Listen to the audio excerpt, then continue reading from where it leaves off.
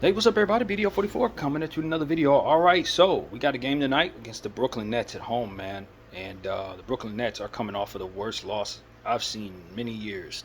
Like, I don't think I've seen a score 126-67 in a long time. That's 57 points. They lost by 59 points, excuse me. And they were down by as much as 64 points at one point in this game. I actually had a live reaction to the score at the end of the third quarter when I was doing my reaction to the last Laker win against the Miami Heat, and the score was like 100 to like 49 or something. I couldn't even believe what I was seeing, y'all. But yeah, they shot 30% from the field, 17% from three on low volume, 5 of 28. So this is a tanking ball club. They missed 10 free throws. Uh, it was bad. They gave up. But the one thing I can say is, just like a lot of people do against the Clippers, of whom we see next, a lot of offensive rebounds were accredited to the Brooklyn Nets. They had 15 offensive rebounds in that horrible basketball game. Of course, it was a bunch of bricks, so clearly there's a lot of opportunities to rebound. 15 assists for the Brooklyn Nets. So, I say it takes 30 to win. You get 15, you ain't doing a thing. Of course, they set a lot of people. They're a tanking team. 22 turnovers. I mean, they gave up 28 points off of those turnovers, so their transition defense didn't exist. This is a terrible basketball game, man. It was a whole lot of Derrick Jones Jr. lobs, the other Jones, Kai Jones lobs and stuff like. It was just horrible, man. James Harden went off for 21-11 on him, 23 points for Kawhi. Kawhi played, 8 of 11 from the field as usual, 7 to 7 from free throw line. So, Kawhi Leonard is always great no matter what. If he's available to play, he's probably the best player on the floor 9 out of 10 times. This is what it is. Norman Powell had 7 to 10. So the Clippers really put it on them, and we need to be aware of that with us going into a game against the Clippers next. But this Brooklyn team, they had some really bad. Their starters. 8, 10, 18, 26 points, I believe it is, amongst their starters in that game. They got 4 for Zaire Williams, 4 for Noah Clowney, 2 for Nick Claxton, 8 for Martin, of whom I'm not really familiar with, Tyrese Martin. We're going to see a lot of him. Tyrese Martin got 37 minutes in that last game. We're going to see a lot of him. We're going to probably see a lot of Jalen Wilson as well. Those are 2 guys I'm not familiar with, but they're trying to develop those guys. So keep in mind, Martin and Wilson are the 2 guys that we need to circle as people that likely will get some minutes and will try to do some good things. Keon Johnson is on this team. I'm not familiar with him either. You see what I'm saying? This is a real tanking squad, man. Dariq Whitehead's finally starting to get some minutes, so be careful with Dariq Whitehead. He's had 2 foot surgeries, but he was a first round pick rather last year for them in the 20s. And I did a lot of homework on him. This is a very talented player. So when he fully heals from that foot, for which it looks like he is, he's not going to stay a role player for long. He's going to be a very good scorer in this league. That's already established. He's extremely talented, and I know exactly what he can do when healthy.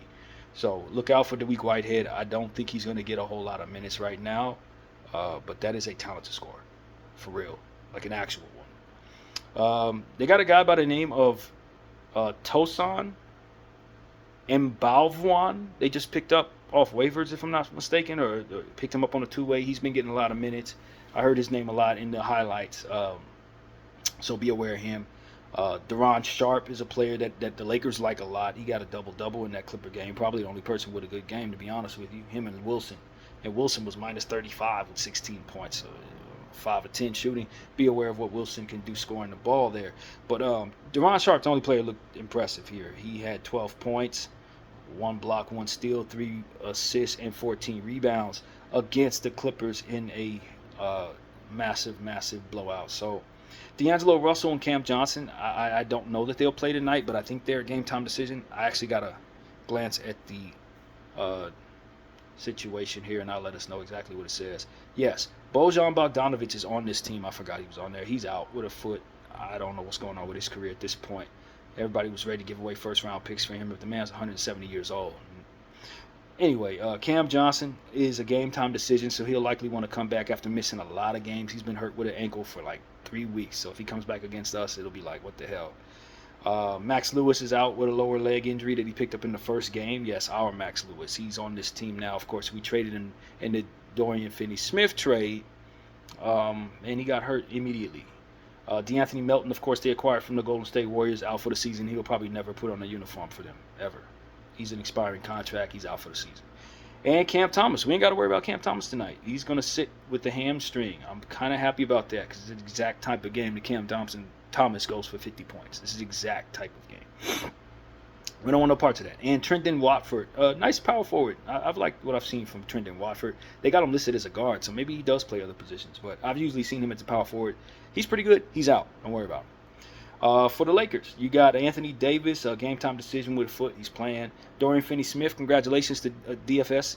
Got a little baby there, man. So, that was his personal reason, and it was a very good one to miss basketball games. He will not play tonight. Jalen Hood-Schifino, of course, is still out with a hamstring that I actually don't think he's actually hurt. I just think people are actually sitting him because they shouldn't have drafted him in the first place, and now they don't want to develop him, and they want to trade him, but they don't want to show that he can't play, even though I think he can play, but they convinced he can't play. I think that's what's going on there. Just a bunch of bull crap. LeBron James, a game-time decision with a foot. He'll play unless they decide to sit him. It's the Nets, so they may sit him. Jared Vanderbilt, of course, is still out, but very close, and Christian Wood is still out, and I have no idea what's going on there still. So that's your injury report for this particular basketball game. Of course, as I said, D'Angelo Russell is expected to play tonight. He's going to want his revenge game. I expect for him to go for 20 points, 12 assists, or something like that. He's going to play well. And if he doesn't, I'll be very surprised. I know he's recovering from something, but I think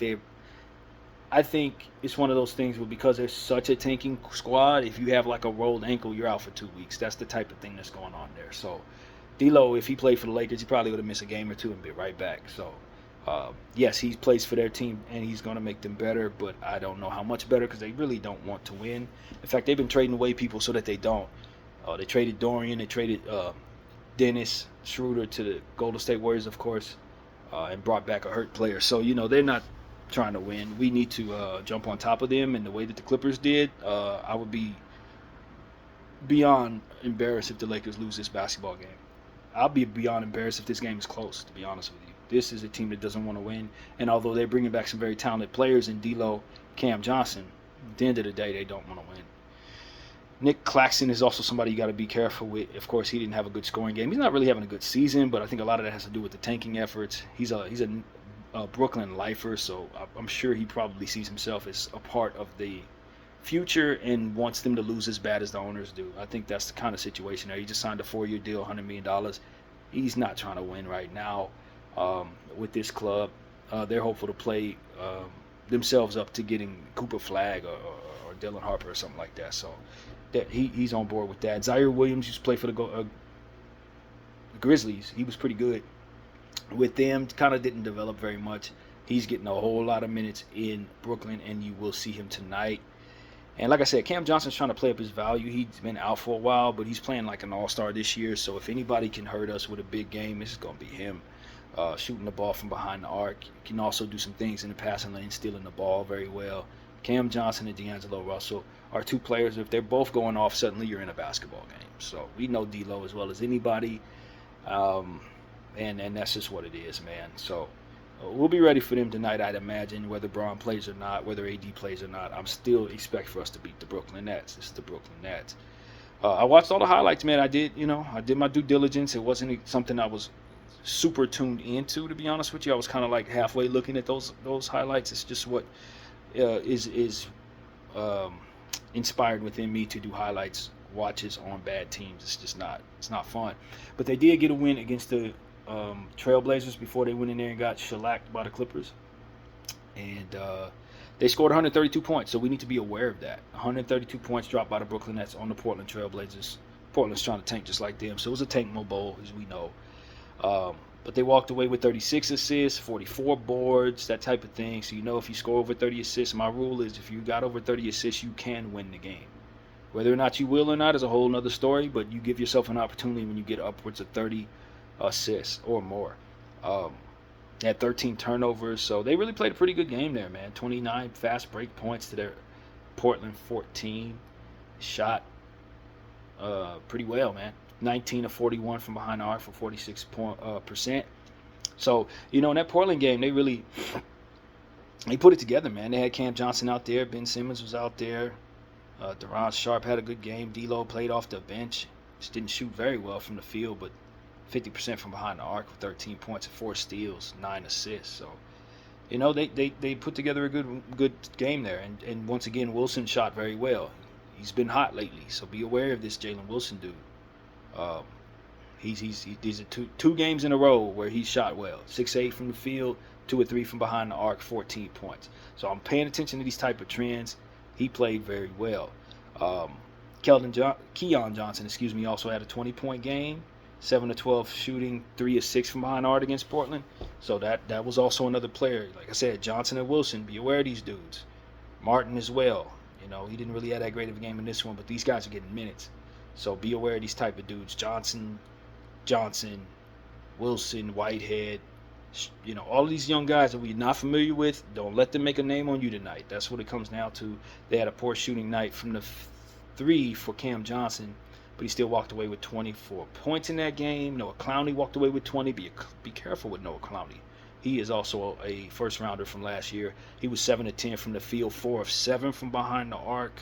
Stretch 4 there. I didn't even know he shot the 3. That's why I'm looking at y'all like that. 20 points, 1 block, 2 steals, 2 assists, and 5 boards. Very bright future for Noah Clowney with the Brooklyn Nets. And he's somebody that you look at and see upside for real there. Between him and Whitehead and Sharp, I really like those players. The other guys are still trying to make a name for themselves, but it looks like they're pretty damn good. The Wilsons and the Keon Johnsons and those guys, they're making names for themselves as we speak. So we need to be not light on them. Don't fight them with the kid gloves. You might get beat, believe it or not. Especially with a team coming off of a 60-point loss, they're going to want to play better. In the presence of playing better, if you come in playing lax, you get yourself waxed. That's what it really comes down to. They had an overtime game with the Utah Jazz before that, man. That was actually a pretty good game to watch the highlights of. Isaiah Collier from the Jazz, the guy that we passed up on, and so did everybody else. He had a 23-point, 7 assist, 7 rebound game. Really drove at the rim, did some things in the clutch, 3 of 6 from behind the arc, 9 of 16 from the field. So he was pretty good. Bryce Sensabaugh, 3 of 10 from behind the arc, but he's trying to find his way with 16 points. Svi is balling. He had a good game with 16 points on 4 of 7 shooting from behind the arc. So, Utah kind of put up a fight there, man, and won the game. And Brooklyn Nets did as well. Zaire Williams had 19 points. Nick Claxton had 14 and 12, double there, 4 assists. Ben Simmons had 14, 9, and 6. I didn't mention much about Ben Simmons, but of course you got to be aware of his playmaking ability, his rebounding ability. He's a big guy, ball handler, not going to shoot the threes, but obviously someone who at once upon a time was a star in this league. So we know Ben Simmons. We need to be aware of his big play ability and his ability to defend. That is very important. The Ivbawam dude, the Tosan Mbawwan, I will be listening to Stu say his name tonight so I can say it right. He had a good game against the Utah Jazz in Utah with 22 points on 7 of 8 shooting from the field, 2 or 3 from behind the arc. So that's another guy you got to be careful with, man. That Mbawwan dude, you got to really do something special defensively against all of these hopefuls, man. The Martin guy, he was 5 for 13, 1 of 6 from behind the arc, but had 11 points, a block, a steal, 3 assists, and 8 rebounds. So he filled up the box score. Jalen Wilson, 7 points, 1 block, 1 steal, 1 assist, 3 rebounds. That's pretty good production on 1 of 5 shooting from behind the arc. So they didn't shoot well from behind the arc. Noah Clowney had an awful shooting night in this one. 0 of 10 from the field, 0 of 7 from behind the arc. He came back and shot well in the next one, as we already know. 5 rebounds, 1 assist, and no points. So he really had a bad game against Utah, and it hurt his team the way they would hope it would in a tanking effort against another tanking team. So this was another race to the bottom basketball game, but it really turned out to be a thriller because of it. 10 of 40 from behind the arc for the Brooklyn Nets. You definitely are pleased to lose the game like that if you're them. 65% from the free throw line. You missed 12 free throws. That's always wonderful when you're trying to lose. And so, of course, 26 assists, Hey, it works. They did kill on the board, so that we need to be careful about that. 54-41, they smashed Utah on the boards and had 15 offensive rebounds in this basketball game. So If ever there was something that I'm starting to understand, is that we do want to rebound well against these guys. Clowney, Claxton, Ben Simmons, do not underestimate their ability to grab boards. They do have the guys. Sharp, Martin had 8 boards in this one. You need to be very aware that if the Brooklyn Nets have any way of really hurting you, it could potentially be on the glass. It could potentially be on the glass. If the Brooklyn Nets are going to upset the Los Angeles Lakers tonight, they're going to crash the glass like crazy. And so I don't think they want to do that, but it is something we need to be aware of. The game before that, they played against the Denver Nuggets. Jokic was not about to lose to them. 124-105, 51% for the Denver Nuggets, 42% shooting from the field for the Brooklyn Nets. That's bad shooting night there. 31% from the three, 14 of 45. So they tend to get some threes up, but they're not that great of a three-point shooting team. And again, I don't think they want to be. They didn't hit the glass on that one, 49-39, but of course, Denver got the personnel to take care of that. And they did get 10 offensive rebounds in that game and gave up 12 of them. So maybe you can get some offensive rebounds on them, but be aware that they do have good offensive rebounders. Clowney, Claxton, Wilson, those guys, they can board. Sharp, they can board. On the offensive end specifically, so be aware of that and take note. 17 turnovers in that one. This is not a good team, man. It's not a good team. They only had 46 points in the paint to the Denver 68. That's not surprising. But what it really came down to was just Jokic doing Jokic things. 35 points, 4 steals, 15 assists, 12 rebounds. Russie had a huge game as well. 25 points, 10 assists, 11 rebounds. That's 2 players with a triple-double there. Christian Braun had 11 points, 7 rebounds in that one. Michael Porter had 17 points, 2 blocks, 2 steals, 6 rebounds in that one. So, Denver really put the clamps down. Peyton Watson played well. 10 points, 2 blocks, 2 steals, 5 assists, and 7 rebounds. He's coming along for the Denver Nuggets. And Julian Strawther got a lot of minutes in this one. The most minutes I've seen him get. He was 2 of 5 from behind the arc, 4 of 9 from the field, 12 points, and a board. So, yeah, man, I mean, the Denver Nuggets just did Denver things. You got 2 players like Westbrook and Jokic actually playing like actual Westbrook and Jokic being Jokic. You're going to lose for sure, and that's exactly what you hope. But not without players, growing in that game. And they got a good game out of Martin. What's his name? Tyrese Martin. He had a really good game in that one with 19 points on 4 of 9 shooting from behind the arc, 6 of 14 from the field. Bavwam had a 10-point game, 1 block, 1 steal, 1 assist, 1 rebound, 2 rebounds.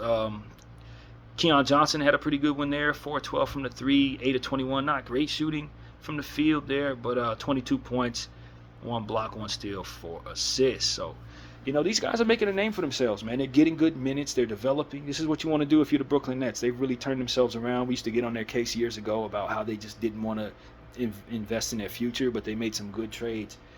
Getting their pick back, I believe, from the Houston Rockets, and then furthermore also getting a bunch of picks back from the Knicks in the Bridges trade.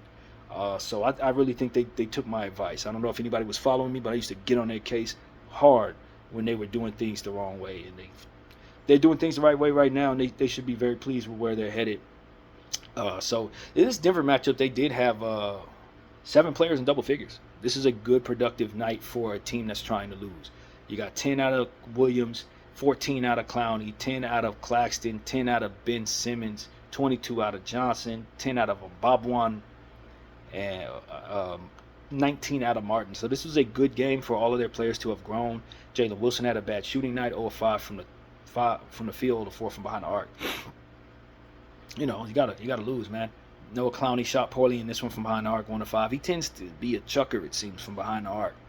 I guess his 3-point shot is something they want him to have confidence in, but the shooting numbers in most of these games, not great, but he did have that good one against Portland, so we need to be aware that he's going to shoot the 3 tonight. And so will Martin, 4 of 9 from behind the arc, as already mentioned. Bavwan, Keon Johnson attempted 12 of them. So they have guys that are going to chuck. They're not that great as shooters, but they're not bashful, man. 45 3-point shots attempted against the Denver Nuggets. And the game before that, they played the Detroit Pistons. That was the game where I saw the least amount of highlights. I just was barely looking at the screen. But the Detroit Pistons took care of business, of course, 113-98. Pistons have really turned that thing around. They're a winning team this year. I wouldn't be surprised if they're in the play-in tournament this year. And, they shot well from behind the arc. 40%, 15 to 37. Brooklyn shot 13 to 39 for 33%. Brooklyn shot 38% from the field. That will never get you a win, and I'm sure they're pleased with that. 42 to 38 on the boards. They got beat, so okay night, but they did have 9 offensive rebounds. Keep an eye open for that once again. 30 assists for the Detroit Pistons. They win. 24 for the Brooklyn Nets. They lose. Theme continues. And 15 turnovers for both of these teams. This was just a wash basketball game, of course. Another loss game, of course. 36 points to 15 in the fast break. Detroit got all over Brooklyn. I guess they're not that great of a fast break team with the roster that they had lined up in this one. Who knows who all played, though. Dito didn't play. Cam Johnson didn't play. What's homie's name that I just mentioned that shoots the ball very well? He didn't play. Whoever it is, he didn't play. They're playing all these Clownies and Martins and Johnsons and Wilsons. It went the way it went. Clowney shot 11 3-point shots, 5 of 11, 9 of 20. He really wants to shoot the 3, man. 29 points, 2 steals, 3 assists, and 6 rebounds for Clowney. He really wants to shoot the 3. So be absolutely aware of that. 12 and 10 for Martin. He had a really good one. 4-9 from behind the arc, 4-12 from the field. Not great field shooting, but a double-double and 4 assists for the developing Martin guy. Jalen Wilson had 7 points, 1 steal, 2 assists on 1 of 6 shooting from behind the arc. And Zaire Williams was 1 of 7 from behind the arc with 11 points, 3 assists, 5 rebounds. Nicholas Claxton had 14 points, 1 steal, 3 assists, 6 rebounds. They did the best to produce and then to lose. Ultimately, is what the goal is for the Brooklyn Nets, man. They are 13 and 24, and they want to suck a lot worse than that. They needed to get rid of Schroeder and some of these productive players sooner, and they just won too many games early on to really be the worst team, in my opinion. They did too much winning early, but they've gotten their act together. They have lost a lot. They've only won 3 games since Christmas, or the day after Christmas. 3 games since Christmas. So they're on pace to be as bad as they want to be. They just have to keep losing, and I think we can help them with that at a 7:30 p.m.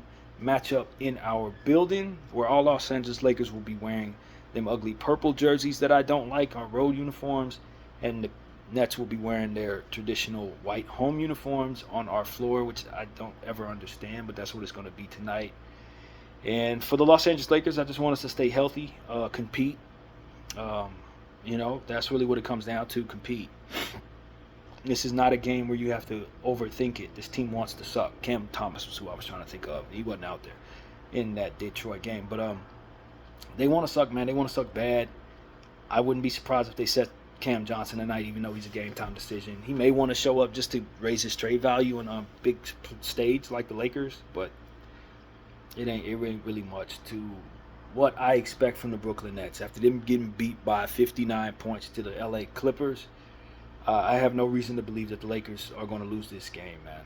I don't think so. But how they win this game will determine how well I feel about this game. Because if it's an overtime game or something like that, I'm going to be very disappointed. So, yeah, we're happy how we played in the second half of the Miami game. We came back, really played some good defense. LeBron James had a fantastic game, down the stretch. 9 of 15 from the field, 3 and 6 from behind the arc. We really liked that. Rui Hachimura had a good game, 23 points on 9 of 15 attempts from the field. We need him to have that type of production going forward. Those type of attempts and volume for Rui is what we've been asking for. Gabe Vincent had one of his better games of the year, 14 points, 4 assists, 1 steal, 1 block on 6 and 9 shooting from the field, 2 of 5 from behind the arc. Max Christie had a good game, shot 50% from the field, 16 points, 2 steals. AD had a nice AD game, nothing too crazy, but 22 points, 2 blocks, 2 steals, 4 assists, 11 rebounds on 10 to 21 shooting from the field. So we like the production we got from most of our guys. Austin Reeves had a double-double with 14 assists and 14 points on a plus 14. That's 14, a lot there. And we like it. We like what we saw from the Lakers in the second half. The first half was trash. Tyler Hero got off with 34 points, most of those in the first half. He was just unbelievably hot. And Khalil Ware really made a name for himself on our floor in the first half, too. But we shut him down in the second half somehow. We were very pleased with that. Nikola Jovic also played very well against us. So, we don't want people making names for themselves, man. That's the thing the Lakers tend to allow to happen. We don't want that tonight. They got a bunch of hopefuls on the Brooklyn Nets who would love to raise their trade value, love to have a future with the team, and all these different things, and I'm sure have to do with how well they play right now. And I just do not want to see a big game from any one guy or any two guys tonight. That's really what it is for me, man. I definitely expect for us to come out and destroy a team that only shot 30% from the field and 17% from behind the arc at the Clippers building. So 54% from the free throw line. I mean, this is one of the worst shooting performances I've ever seen in a box score. I've ever seen in a box score in my life. Not just since I've been doing this. This is one of the worst games ever. And this team's terrible, man. They were really, really terrible. And even in the event that they want to lose, I honestly don't think Brooklyn wants to play this bad. I think they want the players that they have to legitimately contribute much more than they did. And so I expect for them to do so tonight. I know they're on a long road trip, and it's a bad team. They do have a game against OKC in the next one, for which I'm sure they'll be clobbered just as bad. But don't let this be a get-right game for a bad team trying to find their way after an embarrassing loss, man. Don't let that be the case. They're going to play some of their better players because it's the Laker floor and they want to showcase themselves to be tradable. So don't let Cam Johnson go off. Don't let D'Angelo Russell have a comeback game. Stifle these people, man. We know D'Lo. We know exactly what to do to him. Target him. Make him defend. Put him in foul trouble. And he won't be able to do much for the Brooklyn Nets. And I don't think he'll care to because it's a bad team that wants to lose. So that's pretty much it, man. It ain't too much more to it than that, man. The Los Angeles Lakers are going to play this game at 7:30 Pacific, 10:30 Eastern. So we'll be ready to watch it. Hopefully our team comes out and just clobbers all over this team, just like the Clippers did. It shouldn't be much to it, man. This team don't want to win. BDL 44. I thank you all for watching. Out.